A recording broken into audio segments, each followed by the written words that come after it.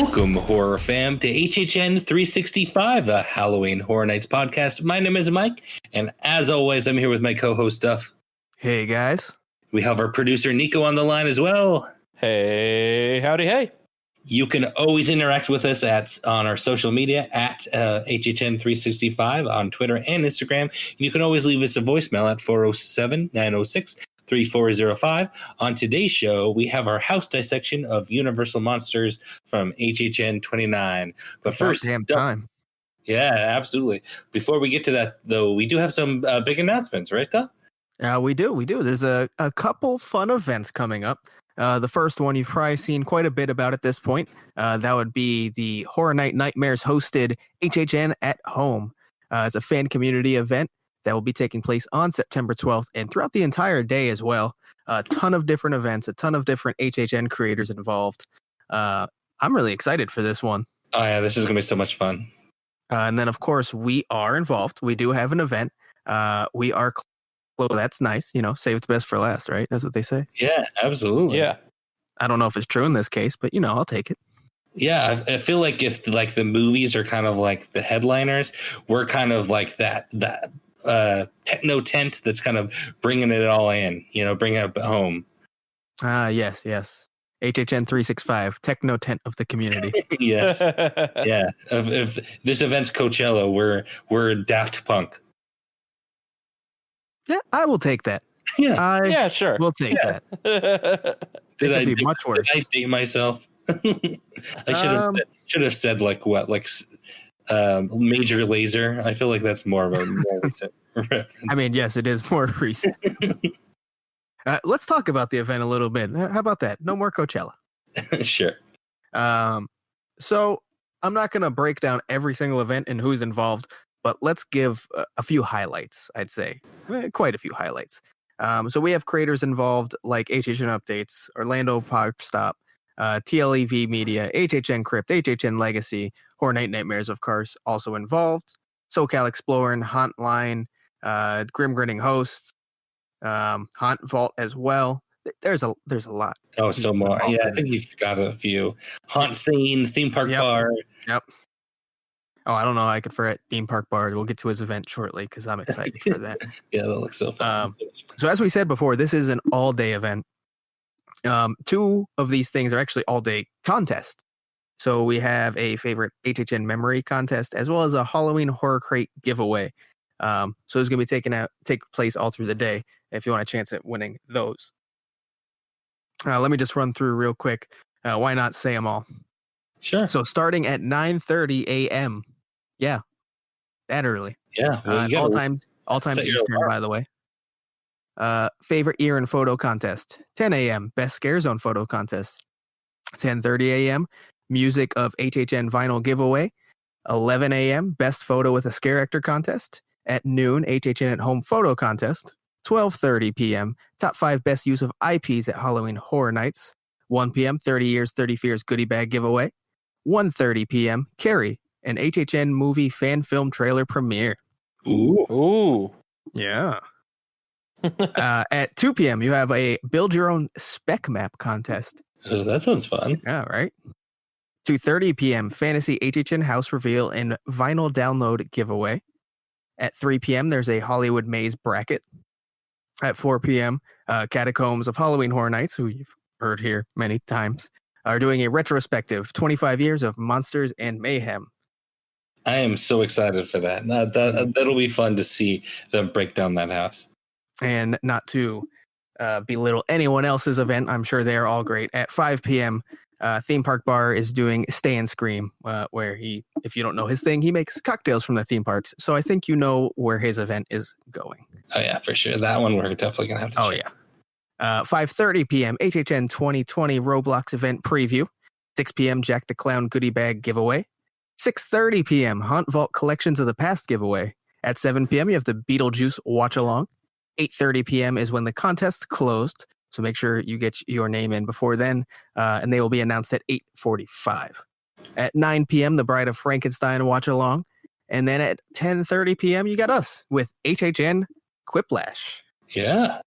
So, Mike, do you want to tell them a little bit about this event that we're putting on specifically? Sure, absolutely. So, if you are a longtime listener, you may have participated in HHN Quiplash in the past. If you don't know what Quiplash is, it is a Jackbox game, a really popular one that we have that allows you basically to create your own questions, and we have created questions that are all HHN related.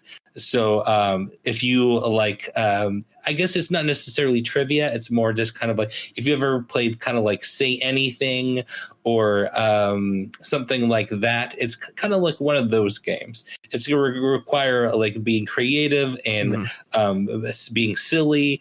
It's going to be a lot of fun. Yeah, it's a blast to do. It's something we've done in the past and enjoyed very much, and now we're doing it a little more large scale than before. We kind of know what we're doing now. Yeah, that was kind of a trial run. It was right in the very first of the quarantine, right? Yep. Right. Yeah. I think it went well. I think this one's going to go even better, though. Yeah, definitely. So I guess we can also talk about a little bit how specifically it's going to work. Like you know how the game works now, but how are we going to put this on? So basically, what we're going to do is have a team of 8. We're calling them panelists. You have us 3. The HHN 365 crew. We are going to have from Grim Grinning hosts, Brad and Hunter. And then Hunter's co-host on Catacombs of Halloween Horror Nights, Shelby. And then Jonathan from the Hunt line as well. There will be an 8th that we cannot fully say yet because we haven't confirmed. But those are the 7 we have locked in right now. So the way we're going to structure it is the 8 panelists are going to kind of play a game to kind of show everyone how it works. And then from there, we've decided to kind of make it a tournament. So everyone can get involved. There is a sign up right now. If you would like to participate, there is 24 slots and they are filling up. So if you want to play, please reach out to us on Twitter and let us know that you want to play, and we'll put you on the sign up list. And basically, we are going to have 4 rounds of people competing, and the top 2 winners. And each panelist, there's going to be 2 panelists in each round, so, and then 6 other participants. Of those top winners are going to go to the final round, and then whoever wins the final round is going to win a prize. Duff, do you want to let them know what prize? Yeah, absolutely. So I think we've actually done this exact prize before in our trivia. We're bringing it back. I think it's a pretty fun prize, and that's a $50 Universal gift card. Yeah, so sign up and get a chance to win it. And, use it at Horror Nights next year. Yeah. I still have a gift card in my wallet that I was going to use at Horror Nights. And now I need to definitely use willpower not to spend it the next time I'm in the park and save it for Horror Nights. It's going to be tough. You know what you can spend it on? Ooh, merch. No, but yes. That Scare Zone shirt that I should have bought when I was in the park. I mean, yes, that is also correct. I was trying to tie in our next piece. Apparently, it didn't work so well. Hey, Mike, you know what you can actually spend that on? What's that, Scream. So, as you may have seen, we released a little teaser trailer type video in collaboration with the Catacombs of Halloween Horror Nights, announcing a little project we're going to be doing with them throughout what would have been the Horror Night season, and that is the Stay and Screamcast. So basically, every week during what would have been HHN season, we're going to go sit at Duff Gardens and pretend we're staying screaming and record a podcast while we're there. Awesome. Yeah, it's going to be great. We are actually going to be alternating each week whose podcast feed that is on. So during the whole HHN season, you'll get one episode of that on our feed, and then one of our regular episodes the next week, and so on and so on. All right, that about covers it for all the news. Let's head on to the main segment. Duff, we actually have a guest on for the main segment, don't we? We do, and you may recognize him from the trivia we did a while back. You can find him on Twitter at KKFO Steven, and that's, of course, Steven. How's it going, man? Good. How's everyone going tonight? Doing Not great. Too bad. Thanks for joining us. Great. And then Oh, go ahead, Mike. You can take I was going to say for this house dissection, it was actually a guest choice. Steven, we actually let you pick this one. Which one did you pick? I picked the Universal Monsters house, the classic Monsters. Hell yeah. Yeah. Mm-hmm. I believe Copa del Quarantine winner, Universal Monsters. Yep. First annual Copa. It's in our wall of fame. Yes. Yeah. It has been retired. It can never win that competition again. Yeah, it was definitely a fan favorite. And to be honest, I'm surprised it's taken us this long to get a house dissection on it. Yeah, we've been holding off on this one a little bit. I think we didn't want to blow them all. A little transparency as well. We have had this promise to Steven for a while. We have. So it's definitely been in the works for months and months and months. Yeah, it's been a hectic year to be a little. Yes, it has. Yeah, things have not gone according to plan. That's for sure. Well, at least we got Horror Nights this year, right, guys? Well,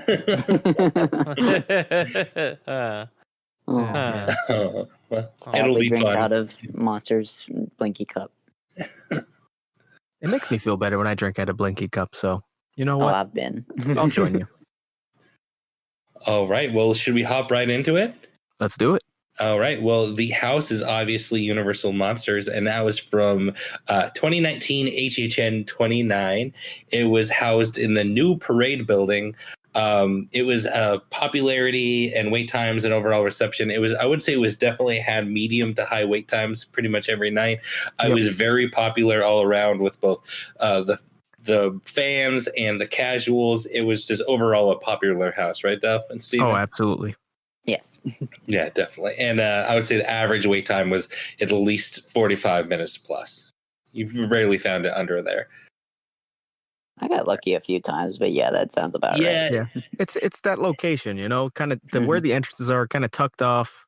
Occasionally, they're a lot lower than they should be, for sure. Yeah. Yeah, and for whatever reason, the wait times for 29 weren't as bad as they were in years past. For some reason, they figured something out to bring a lot of the wait times down.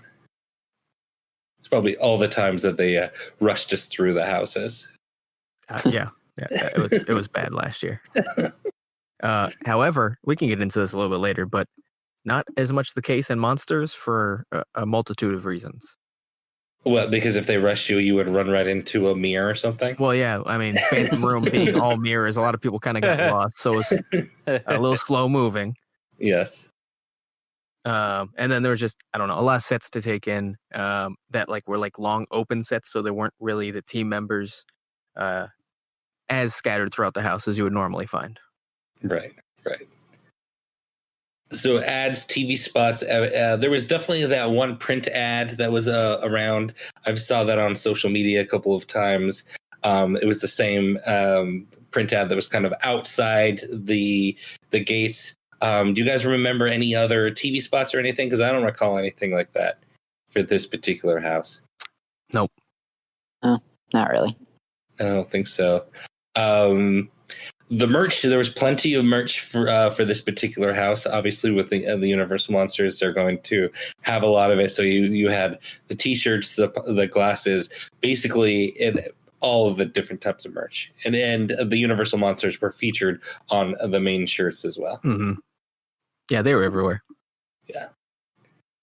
And then the pre-event history. So on April 29th, 2019, Universal put out a press release announcing that. So definitely early on in the release year, they were going to have a haunted house based on the Universal Monsters franchise coming to the event because it was so successful in Hollywood from the year prior. And then the code name was Onyx.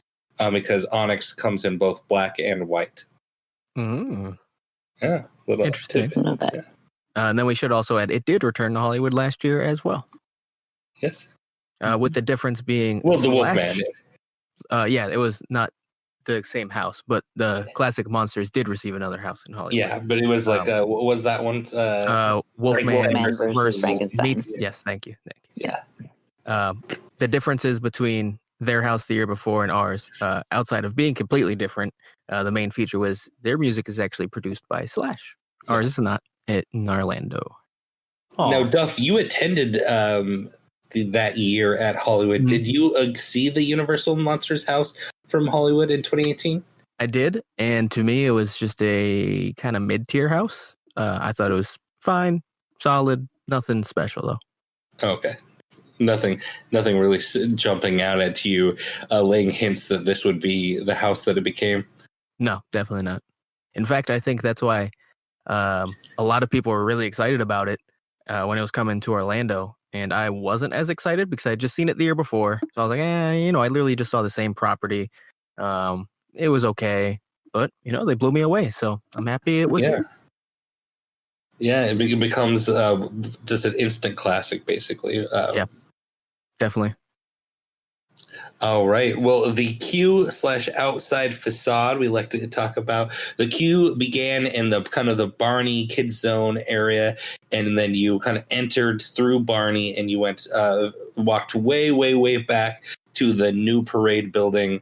Outside of the parade building, there wasn't a facade necessarily, but there was a giant, large decal and projections on the outside of the building that would change from time to time, and then they were playing kind of the monster score as you approached the building, and the same music that was inside the house. Can I say that I love that this house was in this location? Because if this location has a bad house, that walk is really rough. Yes. So with a good house. Yes. Because technically Monsters is the furthest. It's not much further than Graveyard Games, but it is the furthest walk to and from. But well worth it for this house. Right. Oh, yes. It's always great when there is really good houses in the parade buildings because it makes the walk not as bad. And then quick side note on this. I believe, Nico, this was your favorite house? Oh, yeah, absolutely. 100% Okay. my favorite house. So Nico's favorite house of all time, folks. Yep. All time. All right. He's only been 1 year if you don't listen often. I've only been, if you didn't get You sure it wasn't Killer Clowns from Outer Space? Oh, it was definitely not that one. Maybe if it was opposite day, it would be. Oh, man, Jonathan's going to tweet us about that. It's the fine. drinking game. If you have your HHN bingo card, you can mark it off. Nico shits on Killer Clowns. We've mentioned Graveyard Games. We have. We're well on our way. We're gonna have a lot of winners tonight. Yep. All right. So once you enter the building, Duff, do you want to take this room? I know you really loved this room. I did. I didn't know you knew. I totally did, but yeah, I did. I got the hint. Yeah. So as Mike mentioned, there is no actual outdoor set facade. So when you walk in, the first thing that kind of strikes you is the lighting. It's very moody blue with green tint. It's as you're walking into a forest, you'd say, with a castle entrance straight down a path in front of you. Now you're going to be lined further back by trees, and then right along the pathway, you'll encounter some statues of some familiar faces. You'd see Mummy, Dracula, Gilman. Not his whole body. He's just reaching up from water. That's his statue. Cool, I guess. Quasimodo, Bride of Frankenstein, and then the Phantom of the Opera. Frankenstein's monster as well. Missed him. There is also a pedestal that a statue would stand on. And this was missing its actual figure on top. But it did read Talbot. So a little hint, if you're paying attention, who is missing and who you might encounter right away from the next room. Real quick, I should add, it was very windy and also raining in this room, which added to the effect a lot. Also, really nice good. score. Not by Slash, but good score going on for sure. Was it by the Moody Blues? I was saving that joke. My timing was off, but I wanted to say. So, leading you into that little Talbot hint, you're kind of drawn in by this blinding blue light that's like a vortex into the entryway of the castle. And then, do you kind of want to pick that up, Mike? Yeah, absolutely. So, you kind of enter through the blue vortex swirly and basically before you can even kind of figure out where you are, you have that first boo hole, which is immediately to your right, and I believe that is the werewolf, the missing Wolfman statue, right? Mm-hmm. Yep. Is that what it's supposed to be? Is that he's there and he jumps out at you? Yeah. And then from there, just past that, you kind of go a little bit further, and there's like you can kind of see like a gated staircase, and that's where Before you can go see. any further, though, I do want to say Stephen has a little tidbit about the Wolfman we just saw and the whole pedestal. Yeah, absolutely. Yeah, so if someone out there doesn't know what the name Talbot means, that's actually the name of Lon Chaney Jr.'s character in the original Wolfman movies, Larry Talbot.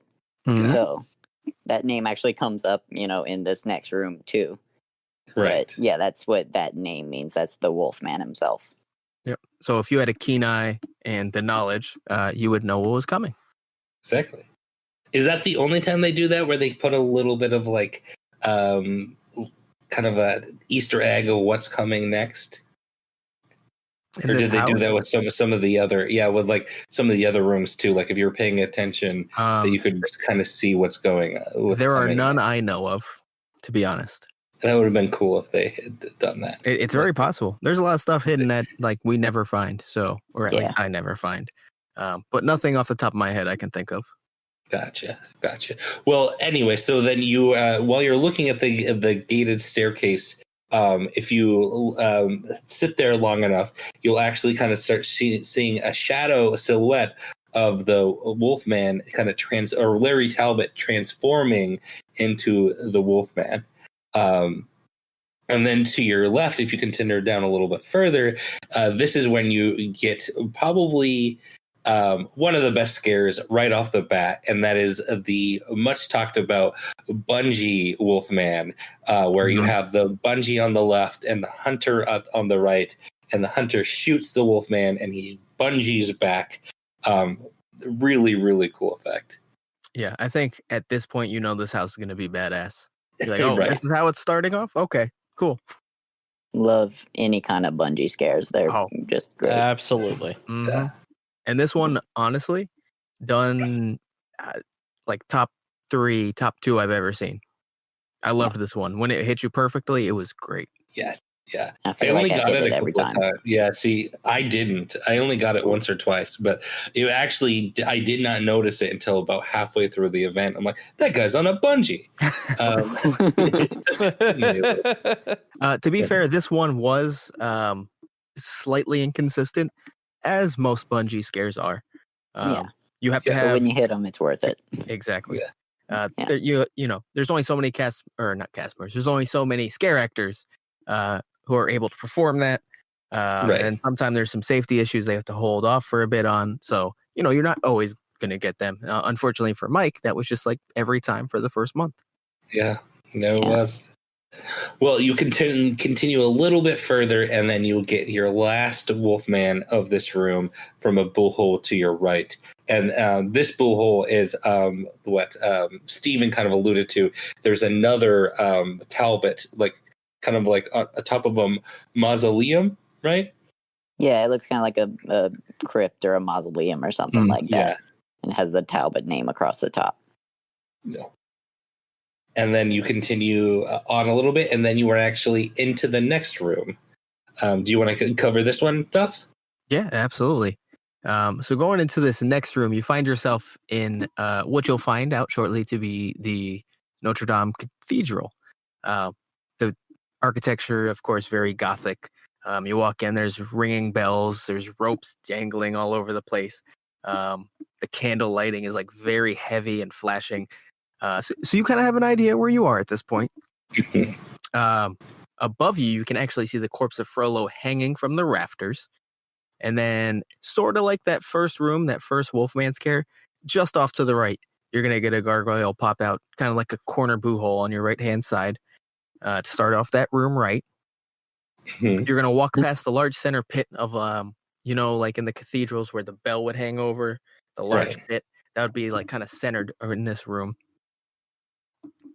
And then you would encounter another bungee scare, guys. 2 rooms in a row, you get a bungee scare. So this house is great value. This one is going to be Quasimodo dropping down. He's just kind of hanging onto a rope. And he drops down pretty quick and then shoots back up pretty quick. Yeah. So I liked it. I like basically any bungee scare. I would have preferred a little more at you. And he's just kind of like dropping up and dropping up. Yeah, I would not necessarily a scare. It's more, I would say, just like a special effect with a person. But it's really cool what they do. Yeah. I think it's probably a decent scare if you have no idea it's coming. And so like someone just drops on your right. Yeah. But that's actually basically that entire room because you go through a walkway or a doorway after this. Yeah. Before we move on, I do have a question. So, of the casual HHN goer, how many of you do you think actually caught on that this was, if you did not know Quasimodo was part of the Universal Monsters, how many of you think actually caught on that was Quasimodo and this was the Hunchback of Notre Dame and this was the Notre Dame Cathedral? I don't know. Let's ask Nico. I'm finding this out right now. What? Okay. What, Nico? Really? I mean, I guess I just never put 2 and 2 together, but now that I'm like, oh, wow, that is what it's supposed to be. Huh. Yeah. I guess it depends. So, it depends how recently you've seen the horror makeup show because they reference it in that. Oh, But, okay. I mean, other than that, I mean, most people just think of the Disney cartoon whenever they think Hunchback. Yeah, that's true. Right. Yeah. So maybe I shouldn't have said you probably knew when you walked in. Yeah, no, I mean, obviously he's kind of like a lesser known Universal monster, but what I'm glad that they had some of those in there. And what they were able to do with him was really awesome. Yeah, mm-hmm. and that movie was actually from the 1920s. It was a silent movie before even Dracula and Frankenstein. So I guess it's even more original than all that kind of stuff. Right. But it's like the classic of classics. Yeah. All right. Well, I'll take the next one. So you kind of you enter to the next room, and then it's pretty clear that you where you are, and you are actually kind of like you go through some seaweed, and you are kind of underwater, and you are hit with a Gillman scare with like these really, Duff and I were talking about these really memorable like sound triggers. They're like bird. Like they're very memorable. I don't know how to describe it, but the sound is definitely ingrained in my mind. Yes. I loved it. I don't know why, but I absolutely loved it. Yeah, is that what it sounds like to be scared underwater? I guess. Is that? I guess so. Sure. Now, I'm going to go on the record and say I'm a huge Creature from the Black Lagoon fan, like the original movie and stuff. So I was a little disappointed they didn't use. They have a theme song in that movie that just goes dun, dun, dun, and it happens every time you see the creature on the screen, and it happens hundreds of times throughout the movie. It's my text ringtone, but I'm kind of disappointed that they didn't use that in there. But As the soundtrack, it was still fun. Yeah, I think that's fair. But I'm also a fan of the one there, so I'm not going to complain. Yeah, the ones that they did, it was kind of like that style, but it probably wasn't that exact one because it did kind of have like a classic movie like feel of when you got scared. It was like not a normal trigger. Moving a little bit further, you're kind of by like an underwater like rock work area, and there's like hanging seaweed, and there's tons and tons of fog in this room. If you were to look up, you would actually notice kind of like a bottom of a boat and like swimmer and lily pads, and that's when you really realize that you are actually underwater. From there is another Gillman scare, like just to the left of there, right before you turn a corner. Yeah, so kind of the end of that room is just a bunch of Gillmans. like pinballing you. Tons of Gilmans, yes. I think that final like tiny stretch has 3 of them Yeah. pinballing you, which is great. I love pinball scares. I'm not complaining, pointing it out. Yeah. And then there's also like, if you like look a little bit further in some of the rock work, you actually can like spot like an alligator. Mhm. I don't know if this has like been used in other HHN houses, and this is like an Easter egg. We tried to research it. We couldn't find anything about this random gator. I didn't recognize it, but I definitely appreciated it. Yeah. I did hear someone mention that they believe it was reused from Dead Waters. I mean, that makes sense. Yeah, it makes sense. I would have guessed. I can't fully confirm or deny that it is from that house. But, it's possible. It would make sense. And then, like Duff said, you kind of wrap around the corner, and you get, I think, pinballed like again by 2 Gilmen. All right. Yeah. Right before you leave that room. At last corner is just literally 3 Gilmen jumping out at you, pinballing you from each way. Yeah. And they all used a really nice strobe light effect that I thought worked well, because this room, it was very blue. It was supposed to look like you were underwater, blue, green. And the way that the like strobe lights came from underneath the rockwork, it was kind of blinding and made the scares a little more effective, in my opinion. Right. And Steven, it sounds like you have a theory of who the boat and swimmer is most likely referencing. Yeah. So, well, I mean, the Creature from the Black Lagoon nerd on this podcast, so I guess I have to kind of reference that the boat and the swimmer is, I mean, pretty big parts of the movie.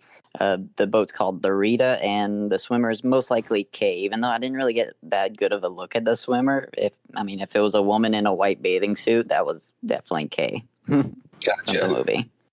Now, I'll be honest, I did catch the swimmer a lot, but I don't think there was much discernible features that we were able to see with the way the lighting was. So I would not be able to confirm nor deny what they were wearing or what they looked like. Yeah, so it must have been just like a silhouette or something. Yeah, it's very possible there was no details to it because they knew we wouldn't actually see it. But yeah, that's not usually what they do, so who knows? Yeah. If anyone did any backstage, I can't even think of the tour off the back of my head right now. That's horrible. R.I.P. tour? No. Unmasking the Horror. Thank you. Yes. If anyone did Unmasking the Horror and saw, and let us know. I'm sure we could Google it, but we're recording, so we're not going to do that right now.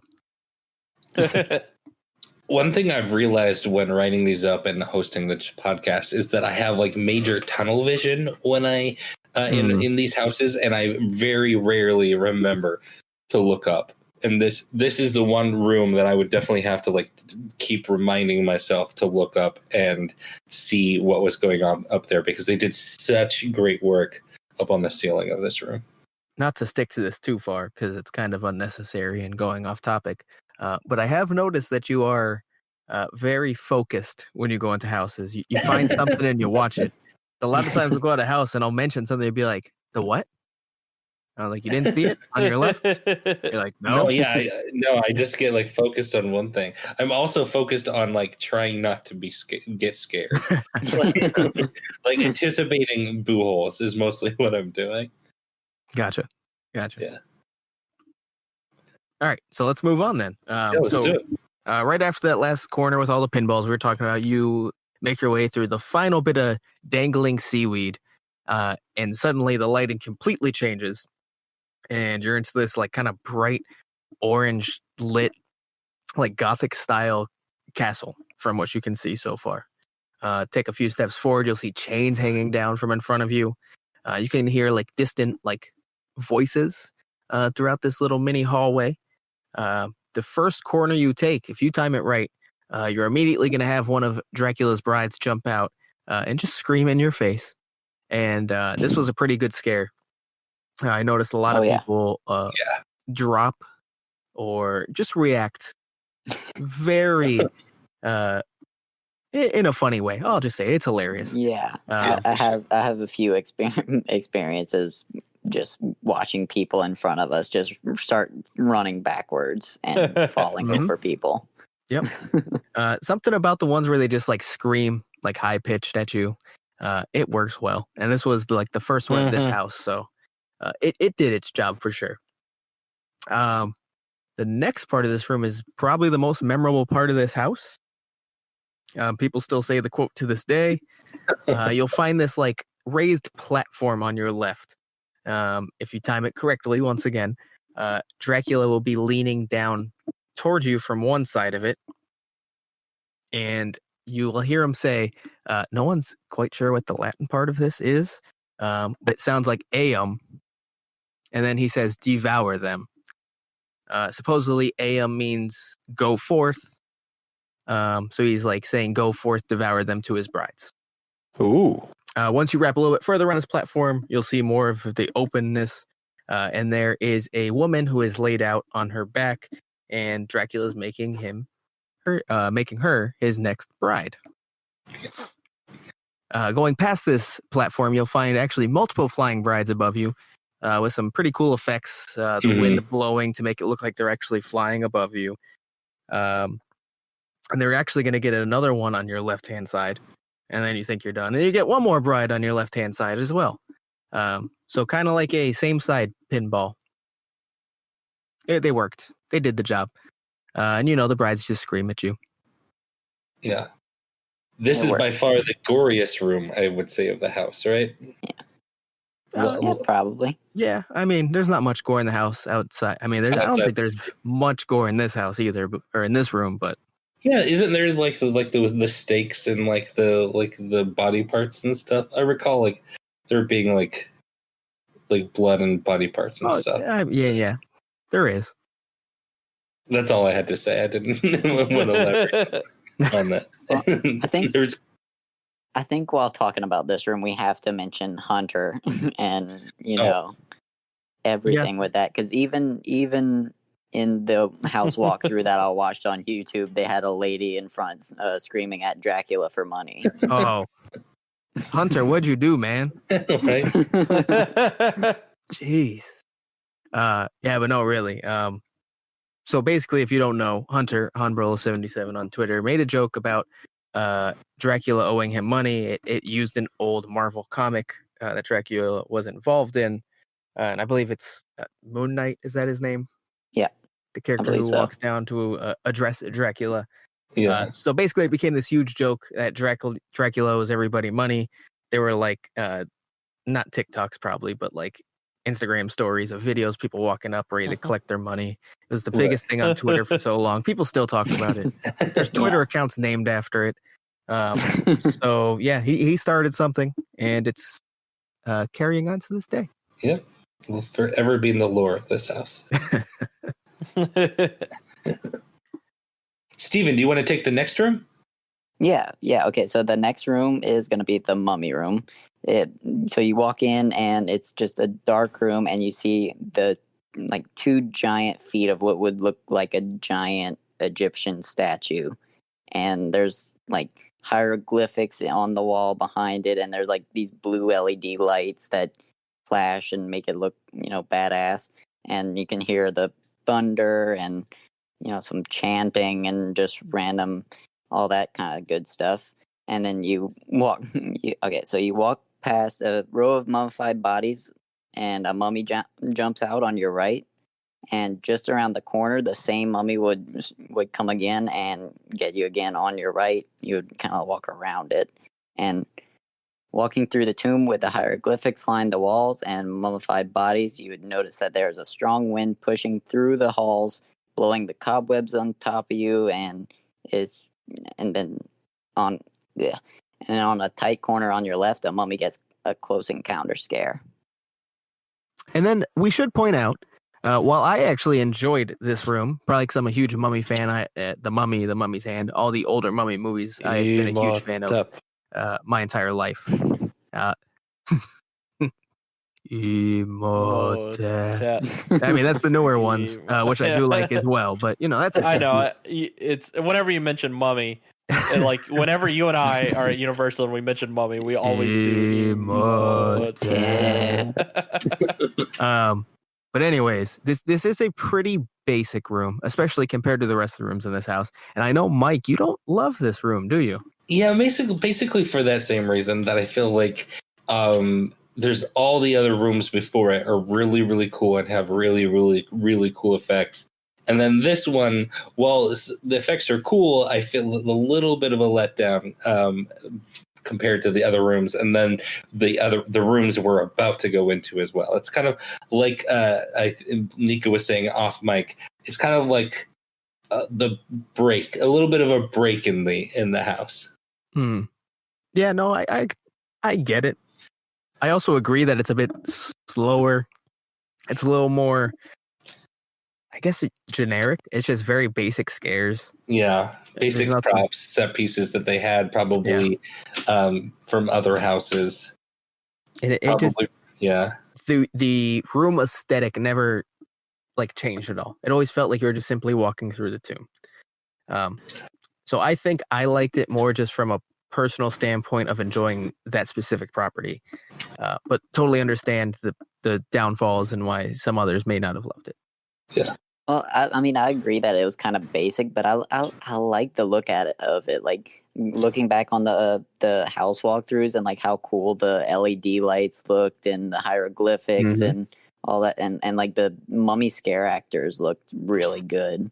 And I don't know, I like the look of it, even though it was kind of basic. I mean, I love walking through like an ancient Egyptian tomb like that. Like that's, like dream house stuff for me. So I don't have a problem with it at all. But I do understand if you don't have a connection to the property, or if you just, maybe that's not your aesthetic style, you're not going to love that room. All right. Anything else to add to the mummy room before we move on to the next one? I think we dragged it out plenty. All right. Duff, do you want to take this next room? Yeah, no problem. So this one doesn't have too much of a transition. There's like a push back drape off to your left, and suddenly you are in a like cornered hallway that you're just staring at, like kind of like intricate, like how would you describe the wallpaper? I mean, yeah, wallpaper, but like the style. It's very like, is it Victorian? Would you say? I don't know. So, I'll be honest with you. I actually thought it was still part of the mummy wallpaper. I thought it was actually supposed to be kind of like from the room previous. And you guys had to actually tell me that no, that was actually supposed to be the Phantom room and not a continuation of the mummy room where the Phantom kind of like jumps out of it. Well, I guess it kind of looks like old world, museum or that's what I kind of thought of. I guess just think of the Phantom of the Opera era like wallpaper and you got it in your head. There you go. I guess the Egyptian theater and the Phantom of the Opera, like that actually kind of works. So because I guess that's true. Yeah, it's like Egyptian theater type wallpaper, which is why I thought it was part of the mummy. But I guess it works. All right, so let's get into what actually happens. So you're in this like really tight, like cornered hallway, just staring at wallpaper. Suddenly the wallpaper goes transparent and completely disappears with like the strike of an organ. You see the Phantom and he's holding a mask. It's not his typical mask. It has like horns. It looks like a Satan mask. Yeah. Like something you was seeing like Eyes Wide Shut. Yeah, I'm not the biggest Phantom of the Opera fan in the world, so I don't recognize that in any way. I don't know if anyone else does. I want to say it's an original, an original look. I don't. Yeah. I mean, there's tons of Phantom of the Opera movies, every 10 years or every 5 years or so, but I don't recognize it. I think it might be original. Yeah, it was borrowed from the woodshed. No one got my Wow, now you know how it feels. Now you know how just cut that out. Oh no, that's cricket sound effect. That's perfect. Anyways, if anyone doesn't know, the Woodshed is this BDSM club in Orlando. Wait.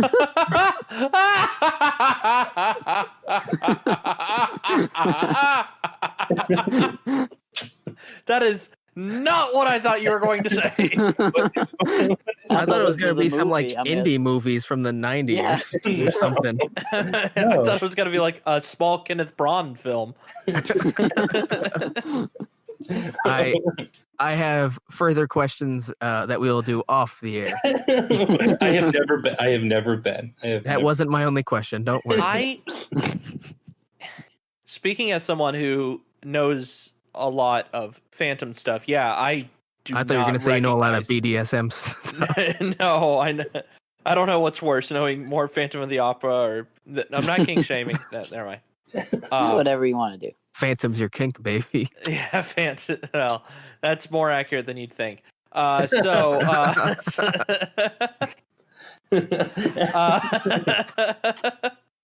just playing in the background. Yeah, I don't recognize. Sing for me. That's actually what Nico yells as he climaxes. Oh God. Yeah, Nico cannot orgasm unless Andrew Lloyd Webber is playing in the background. It started with Sunset Boulevard and it just went down for the hill. Yeah, it gets really awkward on Joseph and the Technicolor Dreamcoat nights. All right, we are going down a dangerous path, so I'm going to try to bring us back on course here. If I remember where the hell we are. We're in the room with the mirrors. Satan mask he's holding, yes, and the organ. There's an organ behind him, by the way. You heard it striking. That becomes a theme throughout this room. All right, let me get composure. I apologize. All right. So coming around outside of that little tiny corridor, you'll find a lot of mirrors. Like a lot of mirrors. Like I've walked into mirrors in this house, in this room. I'm ashamed to say multiple times.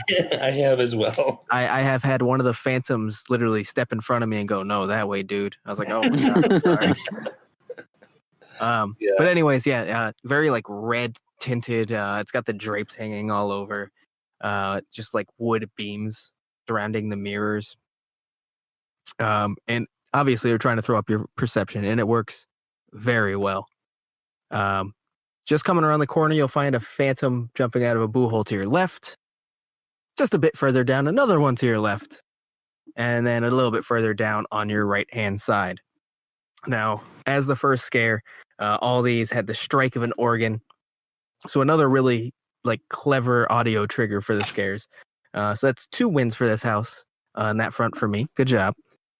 And then you're going to walk into the final room of this room, I guess. It's kind of like a separate room. And there is like a very large crash chandelier, like crushing through the wall, just hanging right above you. It's like flashing lights, like the electricity is going in and out of it. One of my favorite props, I think, of this house. I think a lot of people didn't enjoy that little section of the room because there wasn't anything to it outside of that, but it looked really good. That's all I got. It looked really good. And the scale of it was just impressive. Yeah. It was a massive chandelier. Yeah, this was one of my favorite rooms. I love the Phantom room. Oh, it was great. I think me smacking into mirrors helped. That doesn't sound like fun, but I enjoyed it. I know, like halfway through it became such a problem that halfway through they had to put like an ops team member right there and is basically like pointing. It kind of but it was probably becoming such an issue. They're like, okay, man, you just have to stand in front of this mirror. I believe you're right. Yeah, because I think this is the exact, because it was kind of like a little hall, but it led down into one of the boo holes, and I walked directly into it before. Yeah, I did the same thing. The ops team member literally had to be like, come grab my arm and be like, no, this way. The thing is, I did it before the ops team member was there, so the scare actor had to take care of me. No, well, he was like standing to the side, and then they moved him from his little spot to the side to be like directly in front of it. Yeah, and so it kind of ruined that scare a little bit. Yeah, definitely. Like if you went through this house halfway through the event, you probably didn't get the full effect because they had to put an ops team member there because it probably causing so many issues. So I guess it's safe to say that was a very effective mirror effect. Yeah, a little bit too effective, apparently. So we are going to go into another room, which we're going to let Steven take over. Yeah, unless anyone else has any weird sex things they want to talk about. Now is the time. I'm saving that for the next room, pal. You gotta save it for whenever we do the hotness score. The hotness factor. Yeah, for sure. Oh, I think this house just found a lot more hotness than I thought it had. Okay, Steven, take it away. Okay, so now you walk straight into Dr. Frankenstein's lab, but Dr. Frankenstein is the one, strapped to the table, and he is either screaming, "Release me, creature," or "You're not my creation." And Frankenstein's monster is to the left of you, and he's saying, "We belong dead," and pulling the lever to electrocute Dr. Frankenstein. And it looks really cool. It's very creative, and it's like, the monster turning the tide on the doctor, and kind of playing on that.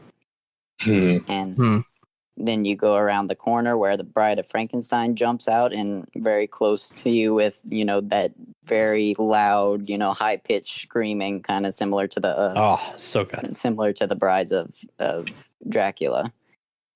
And straight down the hall you find the hanging corpse of Fritz in the open door, and then Frankenstein's monster jumps out from the dark corner on your left.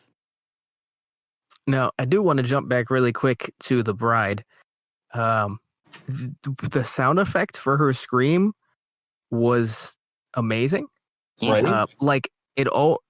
Very rarely does this happen, but it made you think that it was actually the scare actor screaming. And obviously, going to HHN, we know that doesn't happen at HHN anymore. That's long gone at this event. Right.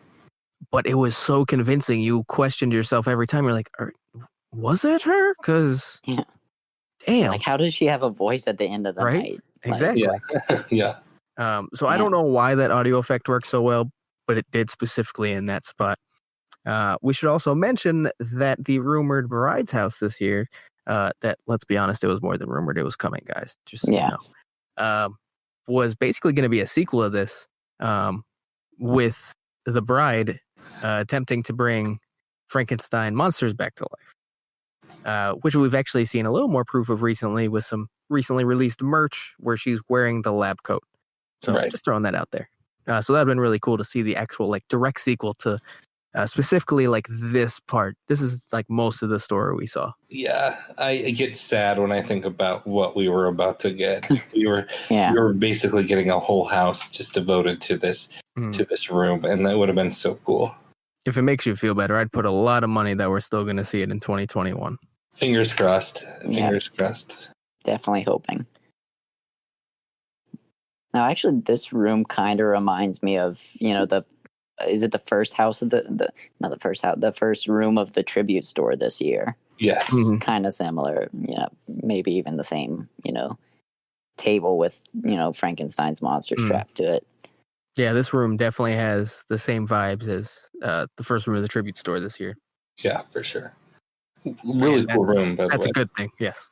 Very good thing. Yes.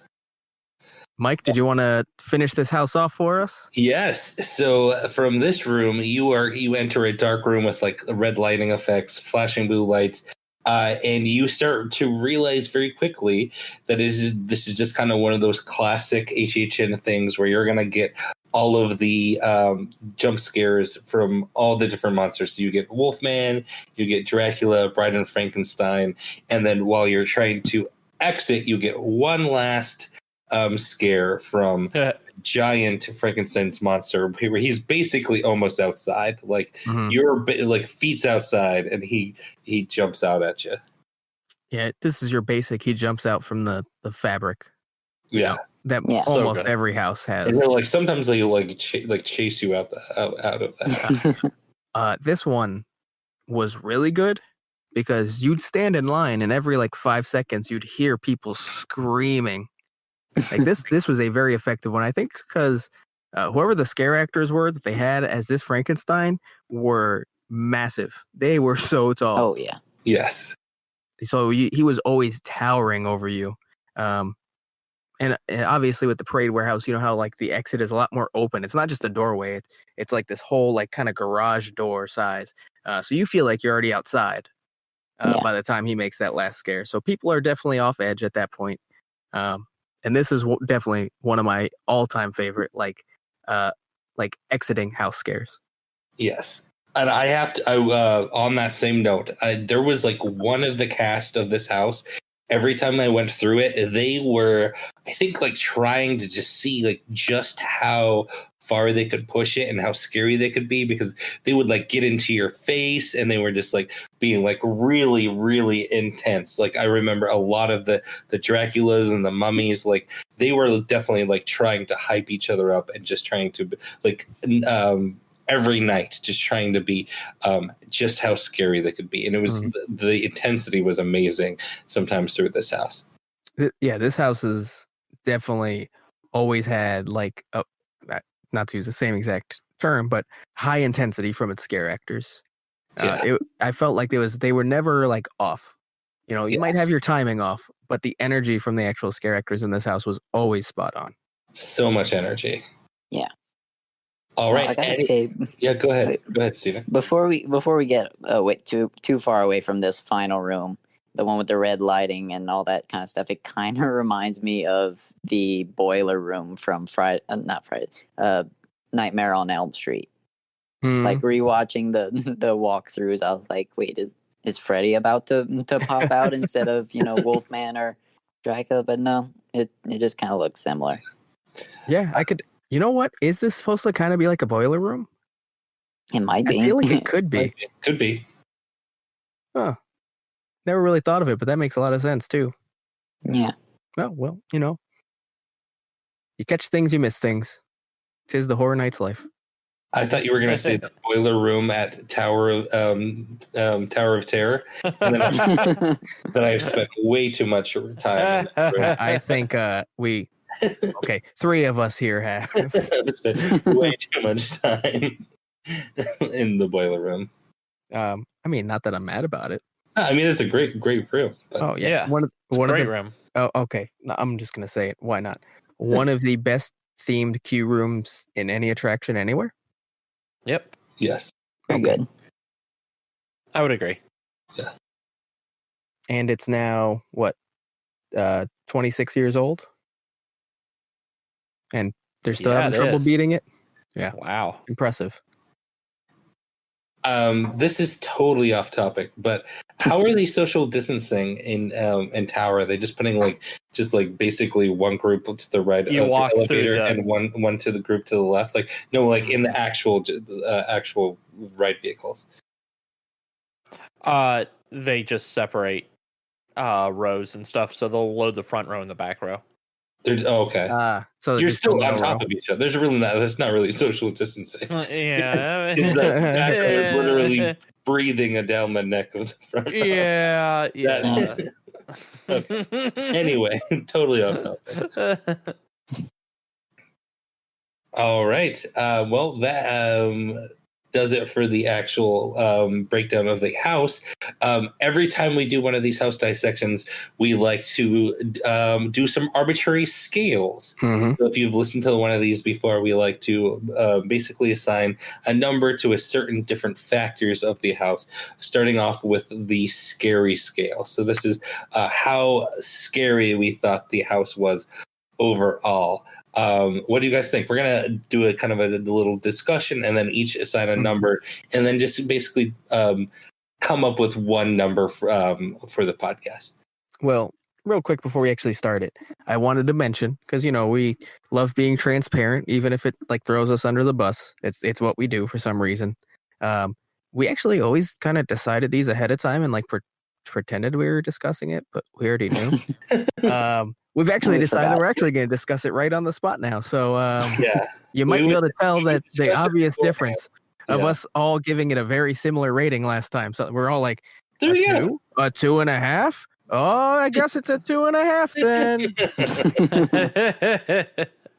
then. So now you might actually hear someone say like a 10 and someone say a 2. Yeah. Actually, right. I got a quick story to tell, kind of relating to the scary scale. So for this year, I got married. So I did my bachelor party at Horror Nights. And my older brother, my older brother who never does any kind of stuff like this was his first taste of Horror Nights. We went straight from doing tequila shots at Margaritaville to this house. And somewhere between now and then, my mom joined up in our group. So my mom and my older brother's first house was this. They walked in together, and my mom walked out of this house laughing at how scared my older brother was. So on the scary scale, if you ask my brother, it was a 10. If you ask my mom, maybe not so much. So what about you? What do you think? I want a quick follow up on his brother, though. Was this like the scariest house to him, or was he like a 10 for everything? I don't really remember. I think he was kind of just scared out of the entire thing. I believe. Fair. We only did a couple houses. I know we made him go through Killer Clowns too, which he was not a fan of. But yeah, he was scared throughout the whole thing. Fair. Yeah, and I am safe to say this because I'm sure he will not listen this far into the podcast. he's turned it off. See, you're like cool brother. He's like turned it off and like went back to watching sports. Yep. Yeah. Wow, you make it sound like we hate sports or something. Jeez. Yeah, there's a hockey game going on right now. Duff, we've mentioned sports enough to know that you're the biggest sports nerd now. I mean, I'm saying like I think all of us here enjoy sports. It's not like just me. I enjoy sports quite a bit. Yeah, we enjoy a good sports now. we enjoy good the sport games. Yes, the athletic competitions that we occasionally watch. Not in person, but not recently. Not recently. No. All right, so back to the scary scale. Nico, what? Yeah, we're doing a thing. Scary scale for this. I would say this is a soft 8, hard 7. Okay. So let's just say 8. Let's say 8. Because of that Frank scare at the end is really scary. The mirrors, the Hall of Mirrors always freak me out. So yeah, I thought that part was scary, and then Dracula was really good too. Scary. So yeah, that's what I would say for that. And Steven, did you say what yours was? No, I didn't really say mine, but I would give this about a 7. So it's similar to 7 or 8. So it was pretty scary, but there was still lacking a little bit more. Yeah, this one was more fun than scary for me. I think the scary part came about with just how intense and energetic the characters were, so they added to it just because it is scary to have like a Dracula jump like literally like nose to nose with you, which I don't think they're supposed to do, but it was really cool when they did it. It's very other than that, it was not super scary, but it was a ton of fun, which might be a scale later. And your number? I would give it 6. Okay, that's fair. And then I'm gonna go right down the middle where Steven was with a 7. I think that's like you said. I think there are definitely some scary moments. I think the scare actors themselves kind of amped it up a little higher than it would have been otherwise. Right. But it's not like you're like typical like, oh, this is a terrifying house. Right. It was just a fun house that did have some really good scares in it. So I think a 7's kind of perfect. So I guess that actually averages out to a 7. So 7. I think that's about right. Yeah. All right. The next scale that we have is what I call the immersive scale. So basically, how well does a house take you out of Orlando, Florida at a Halloween event inside a theme park and puts you into whatever place it tries to transport you? And this one, it would be room by room. what do you guys think? How immersive is this house? So for me, this house has its immersive moments for sure. But to me, any house that like breaks up the theme so much it's kind of gonna lose points because you're not gonna be fully immersed for an extended period in any one place. So it's obvious you're going through like kind of like a highlight reel. Right. So like while there were, exactly. So while there definitely were some rooms that had a lot of immersive elements, overall, I'd have to say it's probably like a 6 for me. Yeah, I agree with that. I would say like there were some very immersive rooms, but you're right. Yeah. It's kind of hard to really get immersed into a story when the story is only room by room, and not an overarching story throughout the house that kind of builds up and. And I'll be honest, that might be kind of a harsh way to judge it, and I think a lot of people, might completely disagree with looking at it that way.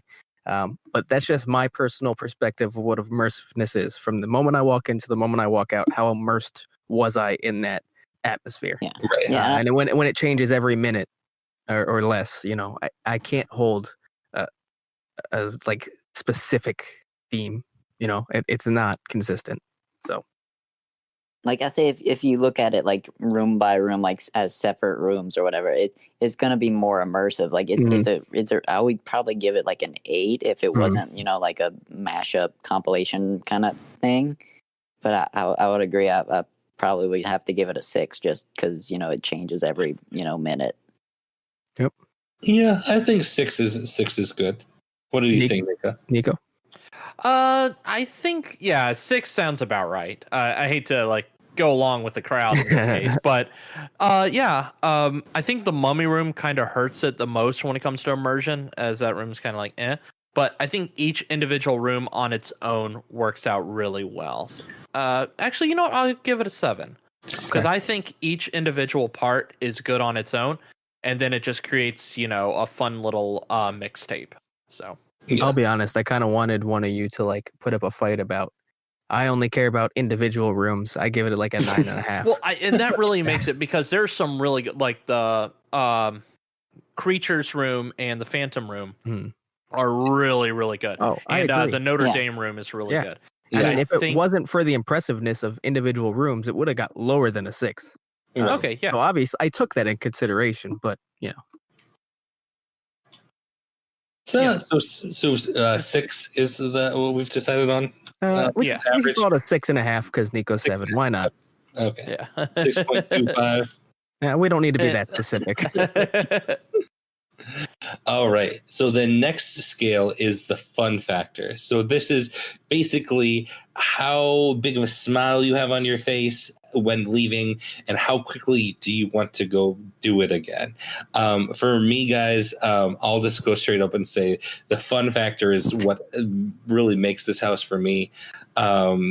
It's a hard 9. It's up there for sure. All right, I'll pick it up. I think honestly for me even a little bit higher. I was going to say 9.5. Oh wow! It's you said how quickly would I want to go again, and if the walk through the exit wasn't so long, it would be immediately.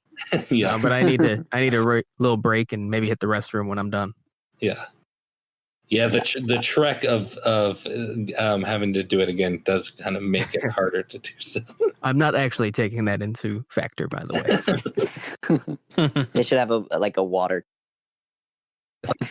Probably like 3 or 4 of them along that whole walkway, please. Yes. Yeah.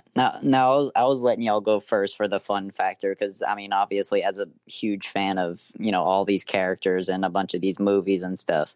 I just give it a 10. I just had so much fun, seeing all these characters, seeing what they would do with them.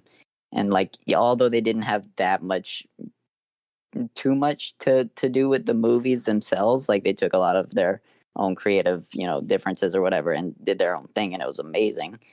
But I would definitely just give it a 10. It's a 10 for me. Can't fault you for that. Yeah. And Nico, what are you thinking? It's a 10. It's a fun house. It's the only house I did twice that night. My one and only time to Halloween Horror Nights. So, yep. I mean, can't say much more than that. Are we giving out our first 10? I was gonna say it's like a 9.75. 9.75. You gave it a 9. I gave it a 9.5. So I feel like we can't give it a perfect score unless we all give it a perfect score. You know? That makes sense. I guess. Although didn't something for Graveyard Games get a 10? I think one of them did. I think Fun Factor got 10 for us. Yeah, but I think it was just me and you. So Graveyard Yeah, Games if it's y'all podcast, two, it probably everything got a 10. Yeah, it was perfect 10. I don't think the hotness factor was too high, but I don't know. Did you see those girls in the cell phone videos? you're into worried moms. Really into the worried mom. All right. So on to the hotness factor. This comes from, I believe, Catacombs of Halloween Horror Nights were the first one to come up with the hot house term. Basically, there's always kind of one house each year that kind of has a little bit of a sexy factor, and in one way or another, or a scare zone that has it.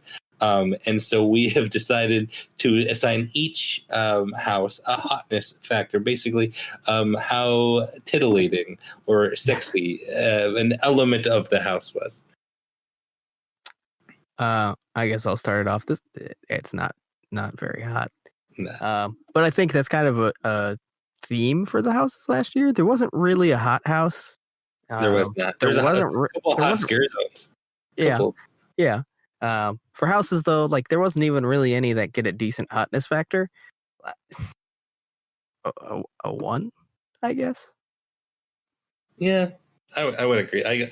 I can't think of anything that would put it on there. Unless like the there's a bride very attractive giving your face is like really red. hot to you. Yeah. I don't know.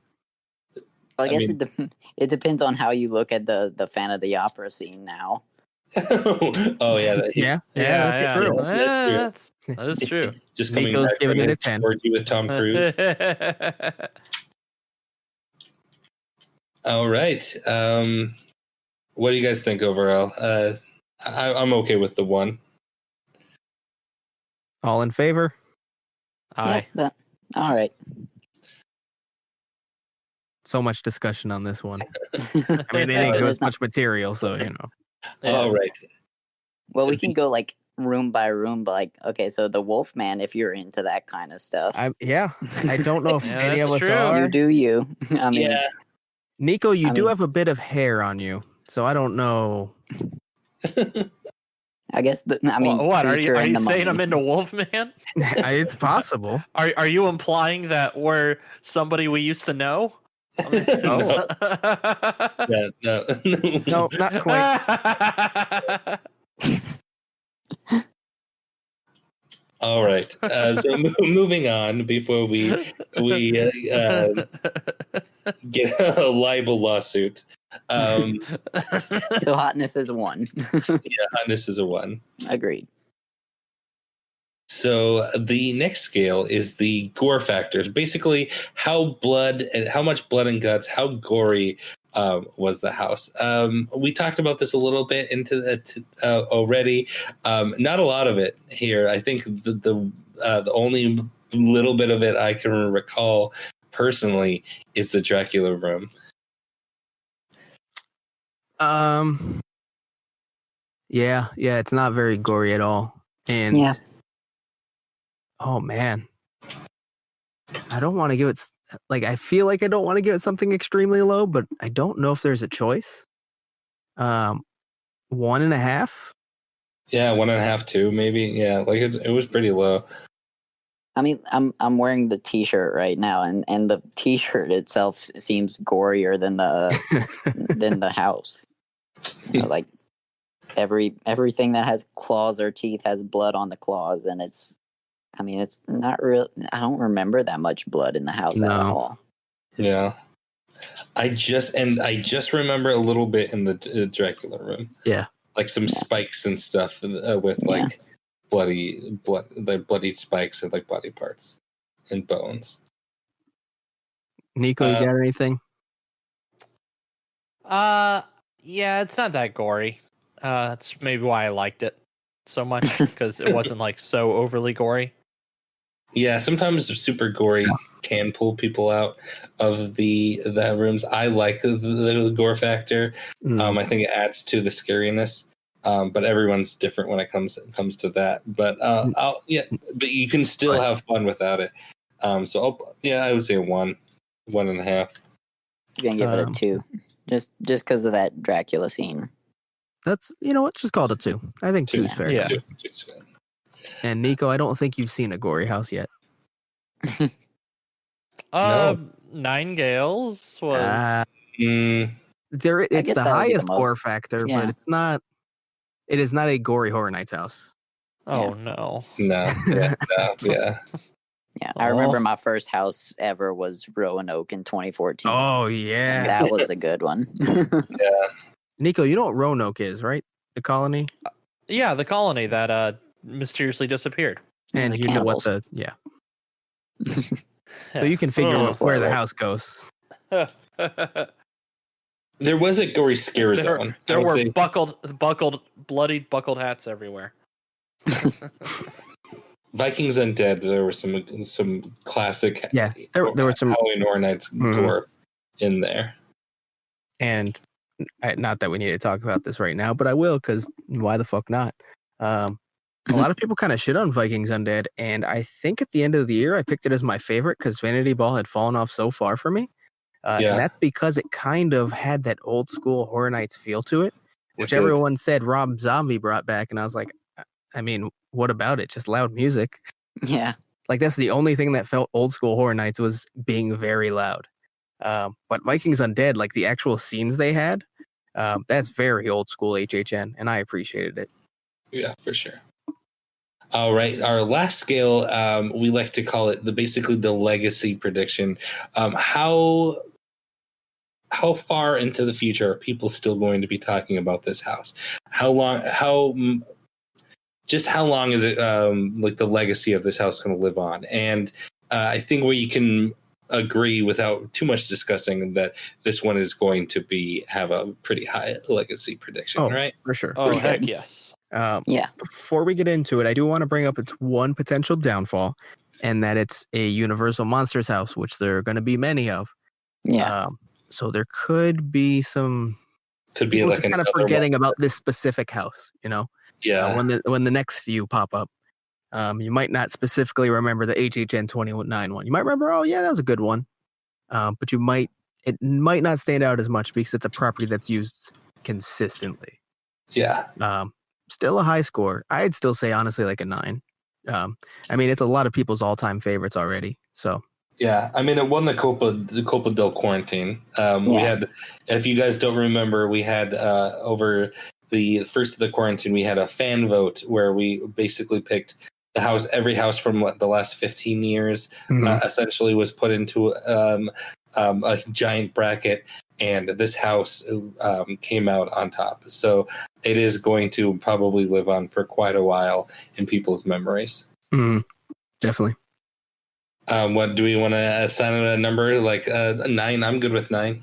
I said 9. Yeah. Yeah, I agree. Right. I mean, I would give it a 10, but I mean, like you brought up a good point that it is a Universal Monsters house, and it's not the first one, and it's not going to be the last.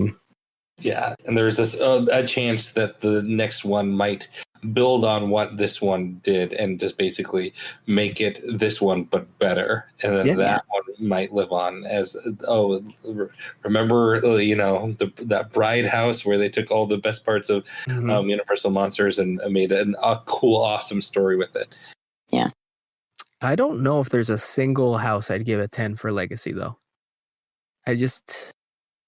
There are a lot of options, I think, are possibilities. I think one that's not a fantastic house. It's a good house. It's not an amazing house like people make it out to be, but the memories people have of it is 25 Years of Monsters and Mayhem. Yeah, that's probably pushing a 10. I was thinking Scarecrow. Scarecrow pushing a 10 for sure. Every single person has something good to say about it. But I don't know if I could even give it a 10. I feel like 10 is so hard for legacy. Yeah. Because it just basically has to be universally loved or hated, because technically your legacy can be based off hate. True. We gave some house a pretty high legacy score because of it being controversial, right? I don't remember which one, but I think we did. I don't remember. Was it Killer Clown? I think we did. I think we did give it. Yeah, we gave it a pretty high score, but I think we said that was a lot to do with it having a really popular scare zone. Yeah. So people were bound to remember the house. I don't fully remember. They'll remember. We kind of lump those together, and people will remember the Killer Clown years, Halloween Horror Nights, as basically a twofer, as not necessarily the house, but them together. Because we didn't fully describe this, but its legacy prediction isn't how great the house is going to be remembered. It's how much it's going to be remembered. Right. Yeah. So if any house was so like painfully bad that everyone will remember it forever, it's going to get a high score in legacy. Yeah, like a Blumhouse or a Lunatic's Playground. Lunatic's Playground. Yeah. It would probably get like a 7, you know? Like, that sounds wrong. Like, why would you give it a 7? Because are you going to forget that house? I'm not. No. Now, was that the last 3D house? That was the last 3D house. Okay, I didn't know if we got another one after it, but I remember it was one of the last. No, I honestly, they can keep it that way. I have not loved any 3D house. And I know people disagree, but that's how I feel about 3D. Yeah. It depends on the house. That's how he feels, folks. Yeah. All right. Well, that just about does it for our house dissection of Universal Monsters. That was so much fun. Thanks for joining us, Steven. Of course. I got one quick story that I know my wife will kill me if I don't go ahead. talk about it. I missed it. But okay, so in front of the Ghostbusters house where they have all the carnival games and stuff, they had a stuffed gill man, the creature from Black Lagoon, at the basketball game that's 30 feet back and the hoop is too small for the ball. And my wife was like, I'm gonna win you that. She did it first shot, and we took that creature through the house. We got every creature in the creature house, in the creature room, to touch it and like pet it and like hold it. Aww. It was a great memory. It was like about a week after our wedding, and it was great. Aww. That's awesome. Yeah. I love shout out to my badass wife that knows how to that doesn't really know how to play basketball, but I'm gonna say she does. I mean, to hit that shot. Yeah.